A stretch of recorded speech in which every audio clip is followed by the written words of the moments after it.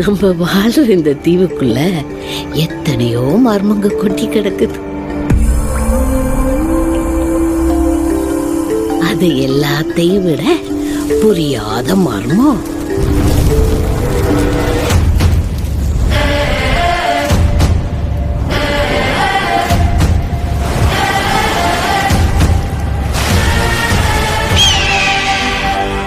விருந்தருந்த வாரீரோ.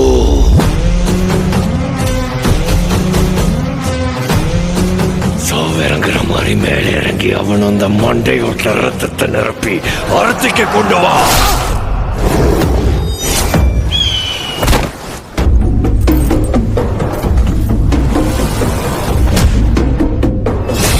பத்தென்ற சொட்டு சொட்டுறதுக்குள்ள கங்கு அங்க